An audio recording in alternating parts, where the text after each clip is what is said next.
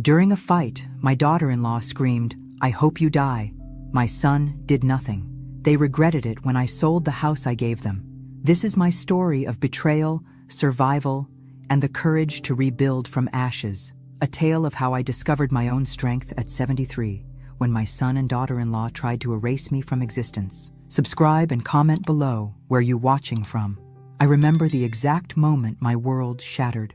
Standing on Eleanor's doorstep, clutching a small suitcase containing the remnants of my life, my face marked with dried tears. "My daughter-in-law wished me dead," I whispered, my voice breaking. And my son just sat there in silence. Eleanor's kind face crumpled with concern as she pulled me inside. I'd known her for all of 3 months, yet she was the only person I could turn to after what happened. 3 months earlier, I had been signing papers for a spacious house in Boston. The ink was barely dry when my brother David, always the cautious attorney, placed his hand over mine. "Keep the deed in your name only, Martha," he advised, his eyes serious behind his glasses. "Robert always had his suspicions about that girl. It's just a precaution." I'd felt guilty then, as if I wasn't fully trusting James and Vanessa, but I reluctantly agreed. When I handed the keys to my son James, his face lit up like Christmas morning. "It's a gift," I told him, my heart swelling with maternal pride. "All I ask is for a small room where I can spend my last years close to you." The words, "last years," haunted me now. At 73, I wasn't expecting many more, but I'd hoped they'd be peaceful, surrounded by family. The trouble started small. My personal items mysteriously reorganized. Dinner plans changed without anyone telling me. My blood pressure pills disappeared, only to reappear days later in different bottles. "Mom, Vanessa is just trying to help with your organization," James would say, distracted whenever I tried to broach the subject. Then came the separate, slower Wi-Fi network, specially for you, Martha, so you won't get confused with passwords. The patronizing smile on Vanessa's face made my stomach turn. One night, I couldn't sleep and wandered toward the kitchen for tea. Vanessa's voice drifted from the living room, where she was speaking on the phone. "It's like taking care of a child, only worse," she was saying, laughing softly. "But the house is worth every second of bearing this burden." I froze, my hand on the wall for support. The words struck me physically, like a slap across my weathered face. I wasn't family to her. I was an obstacle, a burden to be tolerated for material gain. I retreated to my room, careful not to make a sound. Sleep wouldn't come as her words echoed in my mind. All those years raising James alone after Robert's early death, working 2 jobs, sacrificing everything so he could have opportunities I never had, reduced to this, a burden, an inconvenience. That night, staring at the ceiling, I made myself a promise. I wouldn't remain a victim. Somehow, I would reclaim my dignity. I just didn't know yet how bad things would actually get, or how far they would push me before I finally broke. The isolation happened so gradually that I barely noticed it at first, like water slowly rising around your ankles before you realize you're drowning. After hearing Vanessa call me a burden, I began paying closer attention. The small indignities accumulated day by day. My morning newspaper disappearing before I could read it. Phone calls from my few remaining friends mysteriously not reaching me. Invitations to family events arriving too late. "Oh, Martha, I told you about the dinner last week," Vanessa would insist, her tone suggesting I was losing my grip. "Don't you remember?" I did not remember, because she had never told me. My bedroom, once my sanctuary, became increasingly foreign. Items would move overnight: my reading glasses, my medication, family photographs. When I confronted Vanessa, her response was always the same. A concerned look exchanged with James, followed by, "We haven't touched anything, Martha. Perhaps you forgot where you put them." I hadn't forgotten. I never forgot. One morning, I found my pressure pills in a different container. I organized them by day of the week, Vanessa explained sweetly when I asked. "It'll be easier for you to remember now." But I noticed the pills looked slightly different, rounder, with a faint yellow tint instead of white. That night, I pretended to take them, but secretly slipped them into my pocket. The next day, I showed them to my pharmacist. "These aren't your prescribed medication, Mrs. Wilson." He frowned. "They're a mild sedative. Where did you get these?" My blood ran cold. Was she drugging me? To what end? When James came home that evening, I tried to talk to him, But as always, he was distracted, glancing at his phone repeatedly. "Mom, I'm sure there's a reasonable explanation," he said, not meeting my eyes. "Vanessa is a healthcare professional. She knows what she's doing." "That's what worries me," I replied quietly. Later that week, Eleanor invited me for tea. She'd noticed how rarely I left the house anymore, how I'd stopped attending the neighborhood book club. "You seem different, Martha," she said, serving Earl Grey in delicate cups. "Is everything all right at home?" The kindness in her eyes broke something in me. For the first time, I confided in someone about the accidents happening in the house, how my favorite photographs had been accidentally damaged during cleaning, how I'd been forgotten at a shopping mall for hours. Eleanor listened intently, her expression growing more troubled. "Martha," she said finally, "I was a social worker for 30 years before retiring. What you're describing sounds like elder abuse." "Abuse?" I recoiled at the word. No, James wouldn't. He's not a bad person. He's just blind when it comes to Vanessa. Intentional or not, what's happening isn't right," Eleanor insisted. "You should document everything. Dates, times, details." "I can't do that to my son," I protested. But that evening, as Vanessa hosted James's work colleagues for dinner, I understood the necessity of Eleanor's advice. Throughout the meal, Vanessa wove subtle insinuations about my confusion and declining mental state, sharing exaggerated or completely fabricated stories. Last week, she tried to cook breakfast at 3 a.m. and nearly burned the house down, she told them, her voice dripping with false concern. It never happened. When I attempted to defend myself, Vanessa looked at me with practiced compassion. "Oh, Martha, honey, that never happened. You're confusing your memories again." The pity in the guest's eyes crushed what remained of my spirit. My word now carried less weight than Vanessa's, even in my own home. That night, I started keeping a journal. The leather-bound journal became my silent confidant. Every misplaced item, every forgotten message, every subtle slight, I documented it all in meticulous detail. Eleanor had given me the journal, along with a small digital recorder. "Just in case," she'd said, squeezing my hand. I felt paranoid using it, but something deep inside warned me I needed evidence, something beyond my own increasingly doubted word. 3 weeks into my secret documentation, I discovered something that made my blood freeze. I was searching for my missing photo album, the one containing irreplaceable pictures of Robert and James when he was small. When I decided to look in James's home office, I rarely entered this room. It was Vanessa's domain now, though technically James's workspace. The door was unlocked that afternoon. Perhaps she'd grown careless, confident in my supposed confusion. The album wasn't there, but tucked in a drawer, I found something equally valuable. A property assessment report for the house, along with handwritten notes about renovation potential and quick sale recommendations. In the same file, glossy brochures advertised Golden Sunset Assisted Living Facility with circled monthly rates and payment options. The truth hit me like a physical blow. They were planning to put me away, sell my house, the house I bought for them, and dispose of me like an inconvenient piece of furniture. But how could they sell property that was in my name? I continued searching, my hands trembling with both fear and anger.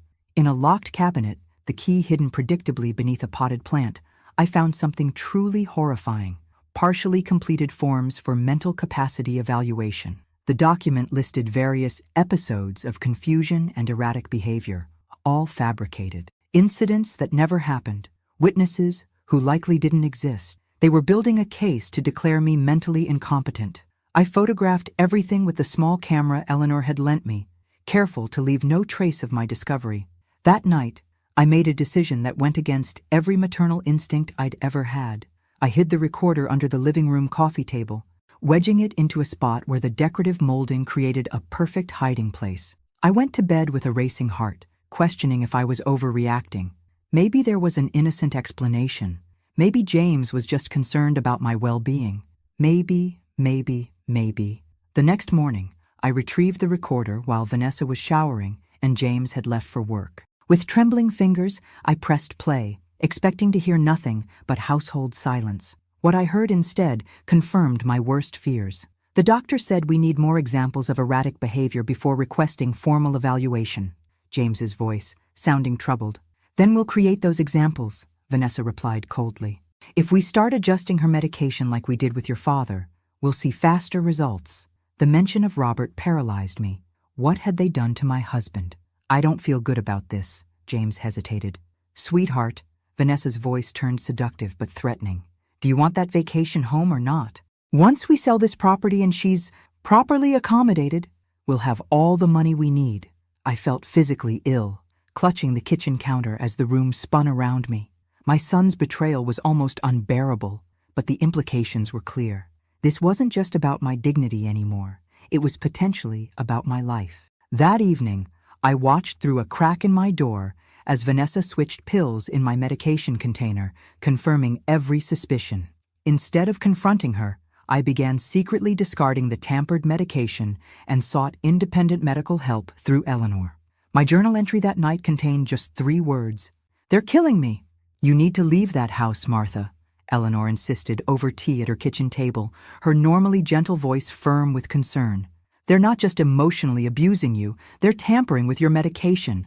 That's criminal. Where would I go? I asked, staring into my untouched cup. At my age, starting over seems impossible.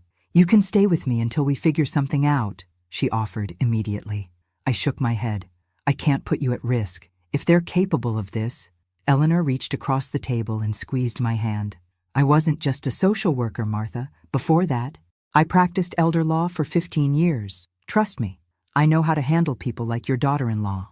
That afternoon, Eleanor helped me construct a plan. First, we'd need to confirm my legal standing regarding the house. While she made calls to former colleagues, I continued gathering evidence. I started bringing my own food from a secret stash Eleanor provided, avoiding anything Vanessa prepared. I kept my medication hidden in a hollowed-out book Eleanor had given me, replacing the pills in my regular container with vitamin C tablets that looked similar. For 2 weeks, I played the role they expected, becoming slightly more forgetful, occasionally confused. It was degrading, but necessary. All the while, the recorder captured damning conversations. She's getting worse, Vanessa told James one evening, satisfaction evident in her voice. Dr. Miller says we might have grounds for a competency hearing soon. Dr. Miller, a name I didn't recognize, certainly not my regular physician. Another piece of the puzzle. The breaking point came on a Thursday evening. I'd prepared a special dinner to celebrate James's promotion, pushing through exhaustion and growing paranoia about my safety. I'd spent hours cooking his favorite meal, pot roast with rosemary potatoes, just like I used to make when he was in college. Vanessa arrived home in a foul mood after a tense phone call. She immediately criticized the table I'd set. These plates? Seriously? It's a promotion, not a nursing home lunch. James, visibly uncomfortable with the mounting tension, tried to mediate. Everything looks great, Mom. During dinner, I attempted to join their conversation about James's new colleagues, but Vanessa continuously interrupted or corrected me. That's not what he said, Martha. You need to pay better attention. When I finally managed to share a story about the beginning of James's career, Vanessa accidentally knocked over her wine glass, spilling red wine across the white tablecloth. See what you made me do? Your rambling distracted me. Something inside me snapped. After weeks of documenting abuse, I finally stood up for myself. Stop blaming me for everything. This is my house too. The statement silenced the table. Vanessa, her eyes cold as ice, responded slowly, deliberately. Your house? You're just an ungrateful guest here. I looked at my son, pleading silently. James, are you going to let her speak to me this way? His silence was deafening. Emboldened by James's cowardice, Vanessa stood, leaned across the table, and spat the words that would change everything. I hope you die soon. It would be a relief for all of us. I stared at my son, silently begging him to defend me, to say anything. He simply lowered his head, his silent complicity more painful than any words could have been. That night, I didn't sleep. I listened to their muffled argument through the wall, Vanessa's voice dominant and unapologetic, James's weak protests eventually surrendering. By morning, I knew exactly what I needed to do. I called Eleanor at dawn. It's time, I told her. I need to disappear. I left on a Tuesday morning. Vanessa had an early shift at the hospital, and James had already departed for work after barely acknowledging me at breakfast. The timing couldn't have been better. My escape plan was simple but effective. I packed only essentials into a small suitcase, Important documents, medications, a few clothes, and the irreplaceable mementos I'd managed to hide from Vanessa's organizing. On my bed, I left a handwritten note. You wished for my death. To you, I am now dead. Eleanor was waiting in her car around the corner. My heart pounded as I closed the front door behind me, half expecting Vanessa to materialize and stop me. But the street remained quiet as I walked away from the house I'd purchased with my life savings, a gift that had become my prison. You're doing the right thing, Eleanor assured me as we drove to her home. This isn't abandonment, it's self-preservation. Eleanor's tidy colonial house became my sanctuary. She converted her guest room into my temporary bedroom, complete with a small desk where we could work on what she called Operation Justice. First thing, Eleanor said, spreading papers across her dining room table. Let's examine your legal standing. She'd contacted her former law partner, Richard, who specialized in elder law. He arrived that afternoon with a younger attorney named Michael, who had experience with financial abuse cases. Mrs. Wilson, Richard began, his voice gentle but professional. Based on the documents you provided, the situation is clear. The property is legally and completely in your name. But I gave them the house, I protested weakly. Did you formally transfer the deed? Michael asked. Well, no. I just gave them the keys and told them it was a gift. The attorneys exchanged knowing glances. Mrs. Wilson, Richard explained, verbal gifts don't transfer legal ownership. Without a deed transfer, the house remains yours to control. They never asked to transfer the title, Eleanor realized aloud. They just assumed, or were planning to get it through other means, Michael added grimly, pointing to the competency evaluation forms I'd photographed. My mind raced with implications. The house was still mine.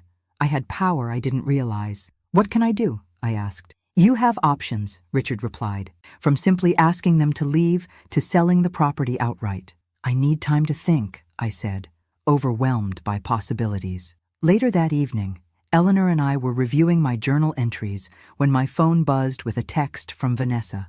This pathetic drama is getting old.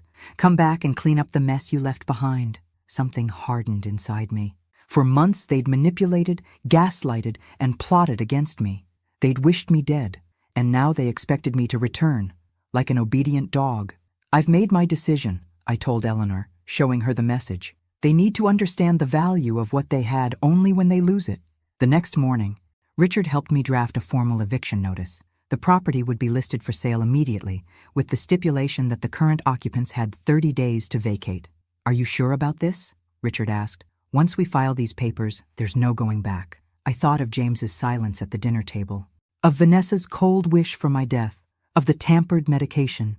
I'm sure, I said firmly, but there's something else I need to know first. What's that?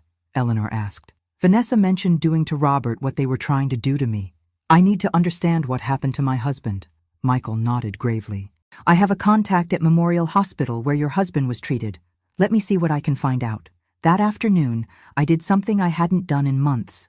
I stood in Eleanor's garden, face turned toward the sun, and breathed freely.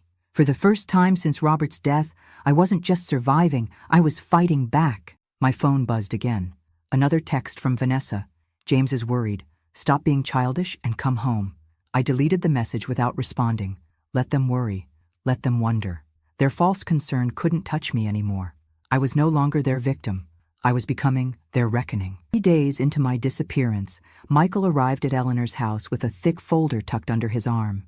His expression was grave as Eleanor ushered him into the living room where I waited. Mrs. Wilson, I found something concerning about your husband's medical records, he began, sitting across from me. The hospital was reluctant to share information, but my contact owed me a favor. He opened the folder and spread several documents on the coffee table between us. During Mr. Wilson's final weeks, there were multiple incident reports filed by a nurse named Sarah Jenkins. She documented unexplained discrepancies in your husband's medication logs. My throat tightened. What kind of discrepancies? Dosages that didn't match physician orders, pain medication administered ahead of schedule, notations that appeared altered. Michael pointed to highlighted sections on the reports. Nurse Jenkins suspected tampering, but before an investigation could begin, she was transferred to another unit after a complaint was filed against her. Let me guess, Eleanor interjected. Vanessa filed the complaint. Michael nodded grimly.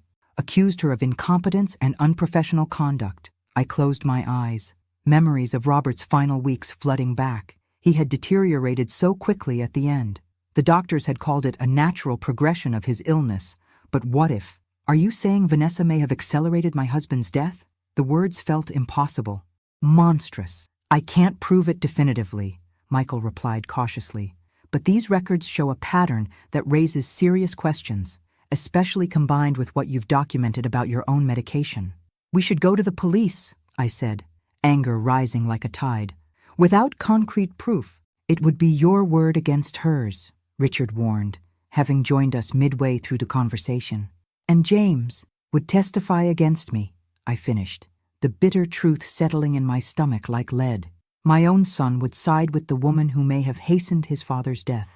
There's a more effective approach, Richard suggested. Use the legal power you still hold over the house to force them out while we gather more evidence. Eleanor took my hand. Martha, I know you want justice for Robert, but we need to be strategic. I nodded slowly, the shock giving way to resolve.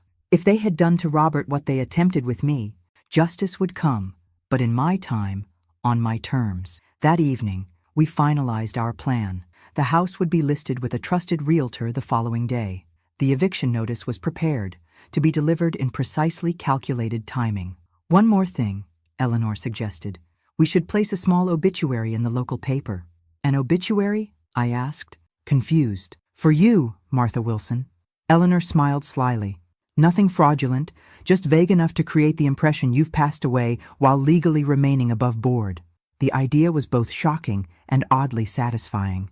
2 days later, a small notice appeared in the Boston Herald. Martha Wilson, 73, passed peacefully after a brief illness. Private services held at family's request. That same day, I signed papers to list my house for sale.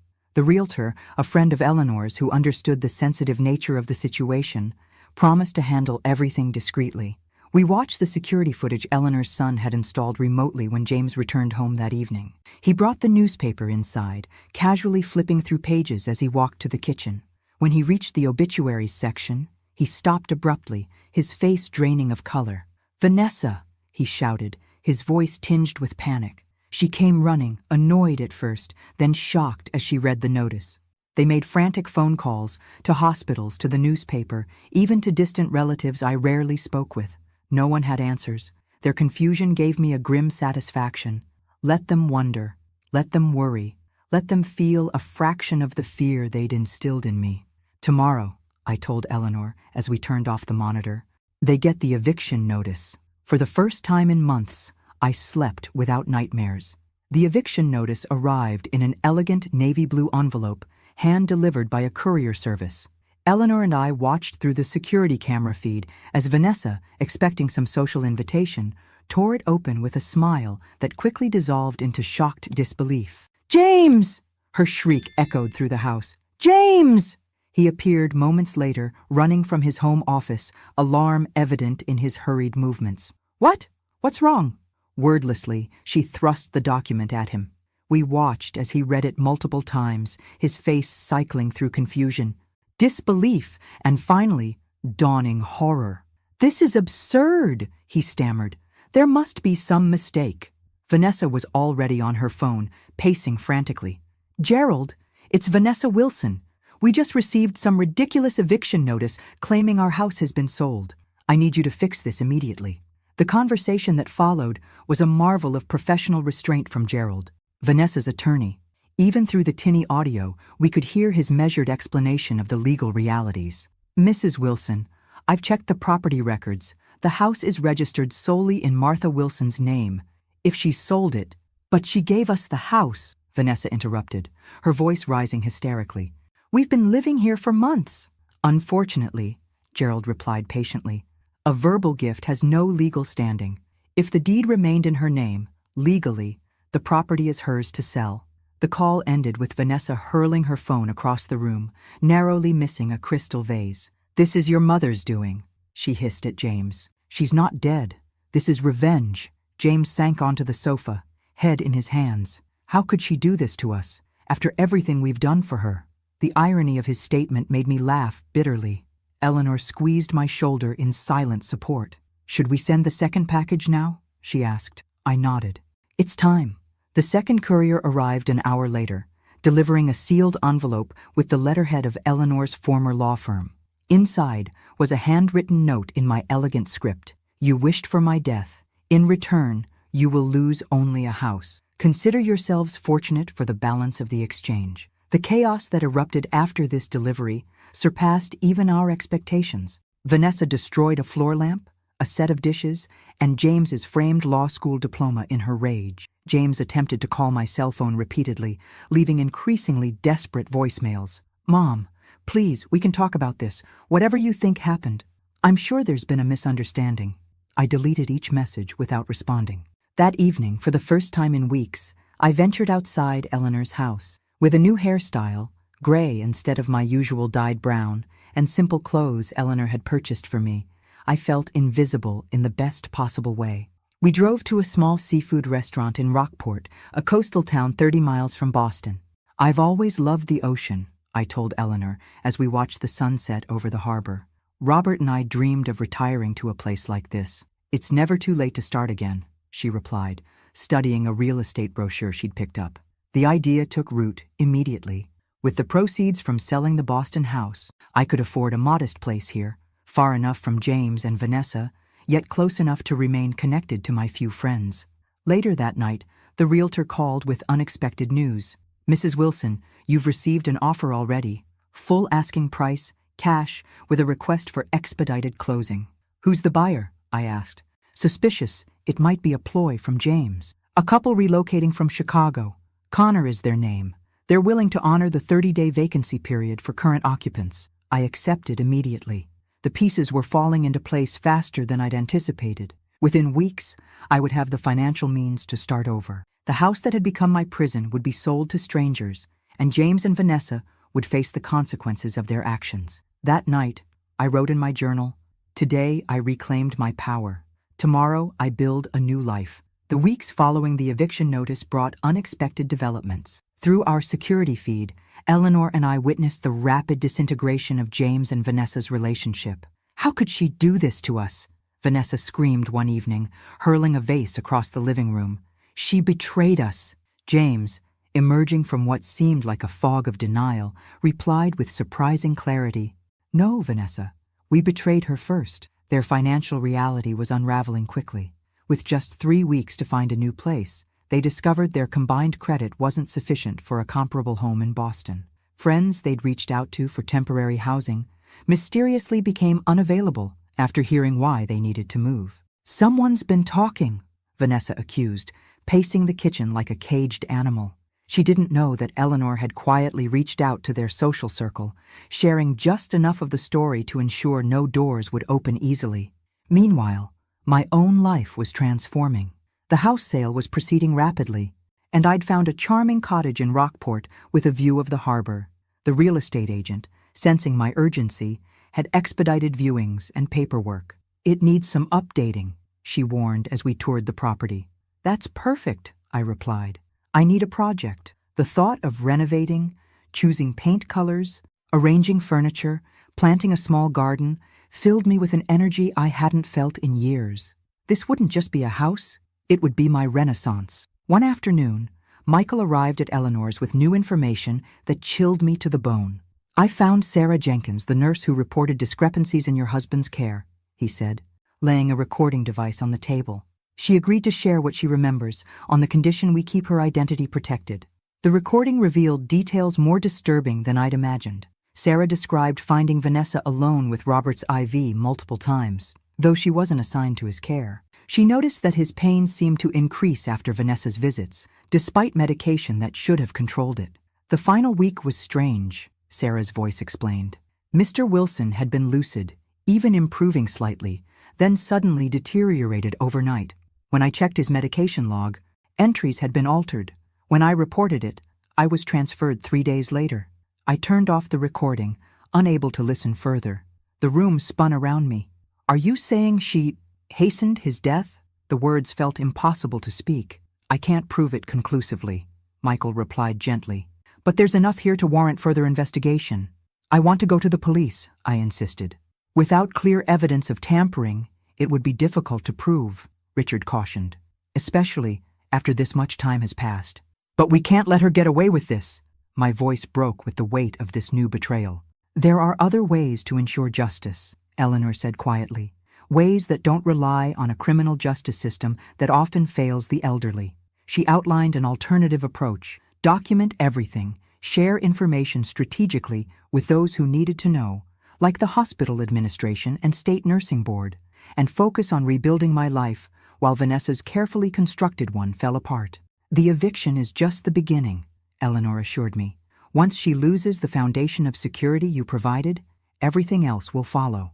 The next day, we received word that James had been spending hours at the public library, researching legal challenges to evictions. His efforts would be futile. Richard had ensured every document was ironclad, but I felt a twinge of sadness imagining my son scrambling for solutions. That evening, I signed the purchase agreement for the Rockport cottage. The closing would align perfectly with the Boston house sale, allowing me to move directly from Eleanor's to my new home.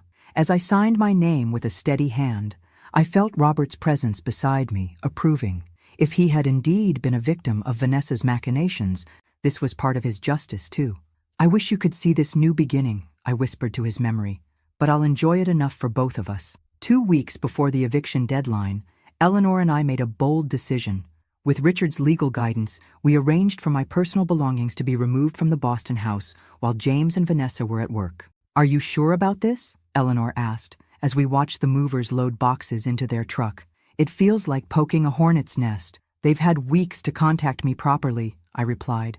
All I've received are James's manipulative voicemails and Vanessa's threatening texts. They don't deserve more consideration than this. The movers had strict instructions. Take only items from my bedroom and the boxes in the attic, clearly marked with my name. Everything else would remain untouched. I wasn't interested in the furniture or appliances I'd paid for.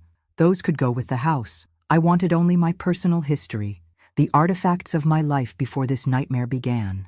That evening, our security feed captured James and Vanessa's reaction upon discovering my empty room. Vanessa seemed merely irritated at the intrusion, but James sat on my stripped bed for nearly an hour, holding an old photograph that had fallen behind the nightstand, one the movers had missed. For the first time since my departure, I saw genuine regret in my son's expression. It came too late to change my course, but it softened something in my heart I hadn't realized had hardened. The next morning brought unexpected news. Michael called, his voice urgent. Mrs. Wilson, I've been in contact with the state nursing board. Without mentioning names, I described the medication discrepancies in your husband's case and your own experience. They're very interested in speaking with you.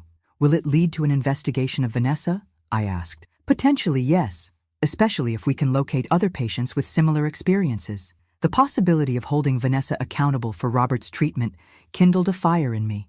That afternoon, I gave a detailed statement to a nursing board investigator, providing dates, medication names, and all the evidence I'd gathered. The investigator seemed particularly disturbed by the recorded conversation about adjusting my medication like we did with your father. This suggests a pattern of behavior, she noted grimly. We take these allegations very seriously, Mrs. Wilson. Meanwhile, the closing date for both properties approached. My Rockport cottage would be mine in just 10 days, and the Boston house would officially belong to the Connors a week after that. Eleanor helped me shop for essentials for my new home, practical things like kitchen supplies and linens, but also small luxuries I'd denied myself for years. A plush reading chair, artwork for the walls, garden tools for the small plot overlooking the harbor. You deserve this, she insisted, when I hesitated over what felt like extravagances. After everything you've been through, you deserve joy. The concept felt foreign after months of being made to feel burdensome. Unwanted joy. Could I really claim that again at 73? That evening, a final package was delivered to the Boston house. Inside was a legal document informing James and Vanessa that any remaining belongings must be removed by the eviction date, along with a cashier's check for $5,000. A parting gift, I'd told Richard. Not because they deserve it, but because I need to close this chapter completely. The gesture wasn't about generosity, it was about freedom. With this final act, I was purchasing my emotional release from obligation.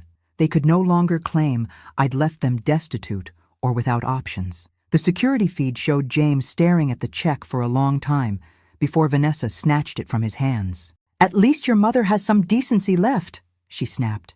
"This will barely cover our moving expenses." James didn't respond. Instead, he pulled out a small box from the hall closet and began sorting through old photographs, images from his childhood, his graduation, his wedding. His fingers lingered on a picture of us together on his 10th birthday, both of us grinning beside a homemade cake. For a moment, I wondered what might have been if he'd found his voice earlier, stood against Vanessa's manipulations. But the past couldn't be rewritten. We could only move forward from where we stood, and I was standing on the threshold of a new life. Moving day arrived with unexpected emotions. As I packed my temporary belongings at Eleanor's house, a peculiar melancholy settled over me. Not regret, I had none about my decisions, but a mourning for what should have been. A son who protected rather than betrayed. A family bond that withstood challenges rather than dissolving at the first test. "You're allowed to feel sad, Martha," Eleanor said, noticing my silence as I folded clothes. "Righteous actions don't eliminate grief." The drive to Rockport was quiet, the radio playing soft classical music as we followed the moving truck. My new cottage appeared on the horizon, its weathered shingles and blue door welcoming me home. The small garden needed attention, and the interior would require fresh paint, but it was mine, a sanctuary earned through pain and resilience. The movers efficiently placed furniture, assembled my bed, and arranged boxes according to my instructions. By late afternoon, the cottage had transformed from an empty space to the beginning of a home. Eleanor stayed to help unpack essentials, hanging curtains and organizing the kitchen while I arranged my bedroom. "Will you be all right alone tonight?" she asked as evening approached. "I think I need to be," I replied. "This first night should be just me." After she left, I sat on my new porch overlooking the harbor, watching fishing boats return as the sun set. The sea air filled my lungs, salty and clean, washing away the stifling atmosphere that had surrounded me for too long. That night, I slept soundly for the first time in months, without fear of tampered medication or whispering voices beyond my door. Morning brought a call from Richard. "I have news," he said without preamble. "The nursing board has opened a formal investigation into Vanessa's professional conduct. They've already spoken with 3 former colleagues who corroborated concerns about her medication handling practices." "Will they contact her current employers?" I asked. "They already have. She's been placed on administrative leave pending the investigation." I should have felt vindicated, but instead, a strange hollowness filled me. Consequences were beginning, yet they felt distant from my new reality. Later that day, Michael arrived with more developments. "James and Vanessa had a significant argument last night," he reported, based on our still active security feed. "It appears he found something in the attic while packing, your items that they claimed were lost or damaged." He showed me footage of James confronting Vanessa with a box containing my supposedly destroyed photo albums, jewelry, and personal mementos she'd hidden away. "You told me these were ruined in the water damage," James accused, his voice cracking. Vanessa's dismissive shrug spoke volumes. She didn't need them anymore.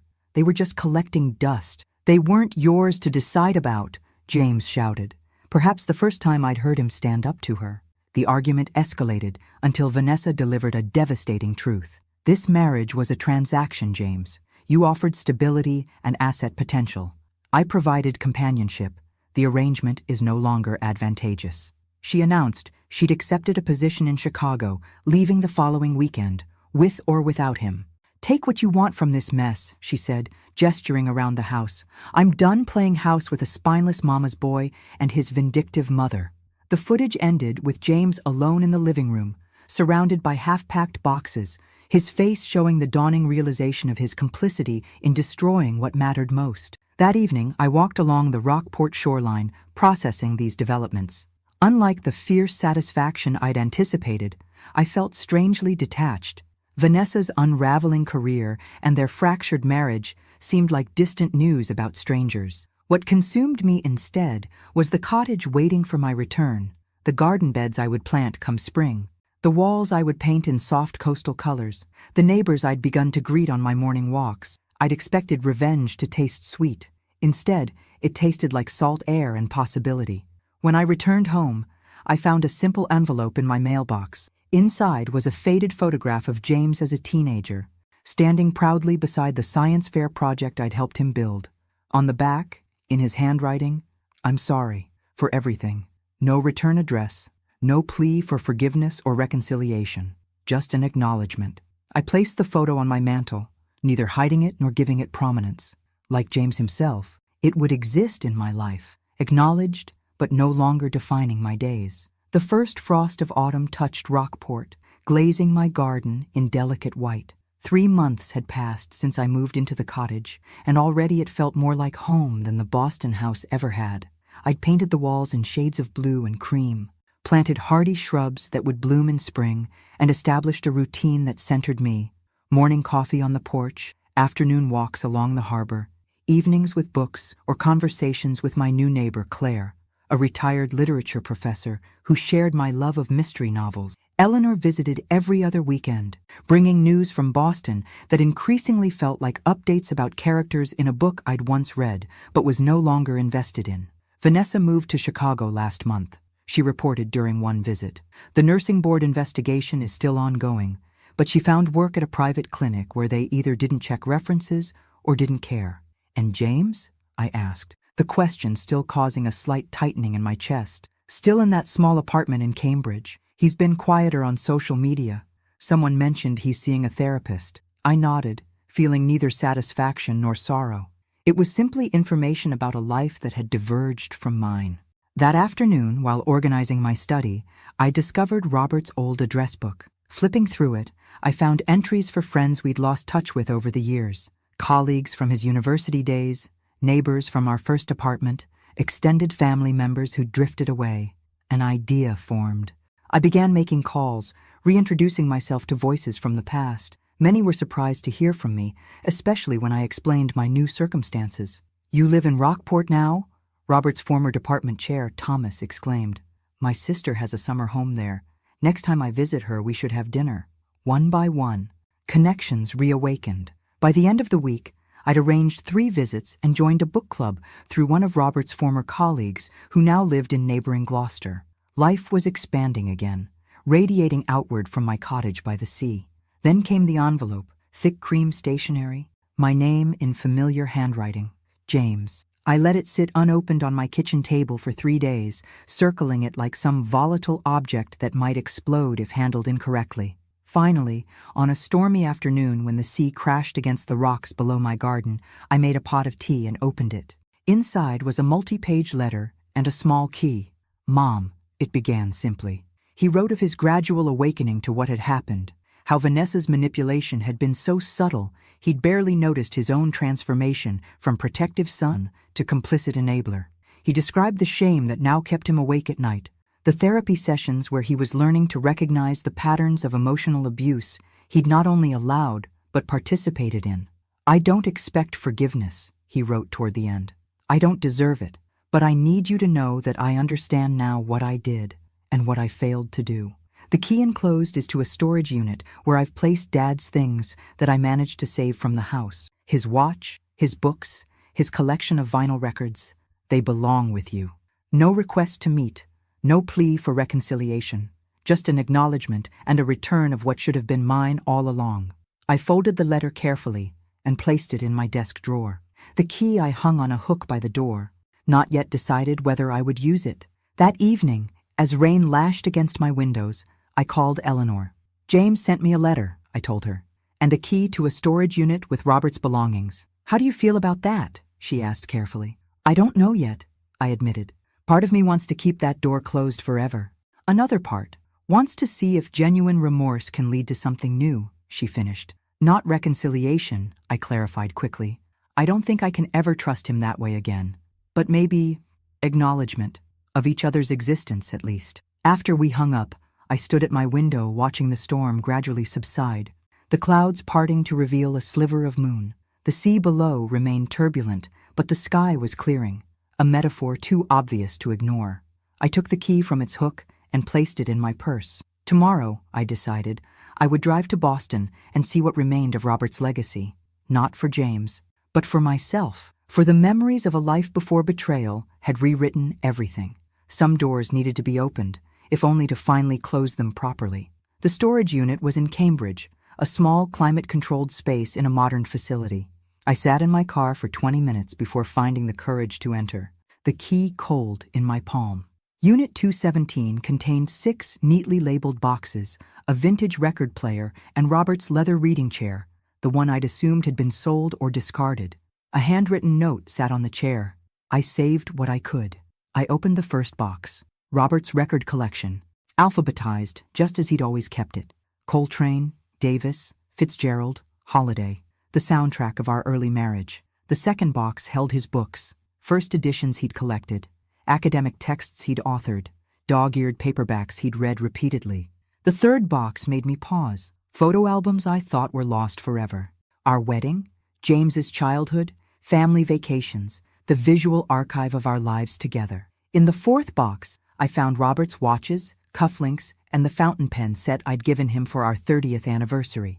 The fifth contained his tweed jackets, still carrying the faint scent of his cologne. The last box held letters, every card and note I'd written him during our marriage, preserved in chronological order. I sat in Robert's chair, surrounded by these artifacts of our shared life, and finally allowed myself to weep, not from sadness or anger, but from the realization that these treasured items had been rescued. James had salvaged these pieces of his father, preserved them while he was still under Vanessa's influence. It suggested a core of the son I'd raised had remained intact even during his worst betrayal. After 3 hours organizing and examining each item, I made arrangements for everything to be delivered to Rockport the following week. Everything except Robert's chair, which I took with me immediately, securing it in my car with bungee cords. A week later, I received an email from James, the first direct contact since his letter. Did you find what you were looking for in the storage unit? Simple, direct, asking nothing. I replied with equal brevity. Yes, thank you for preserving these things. His response came the next day.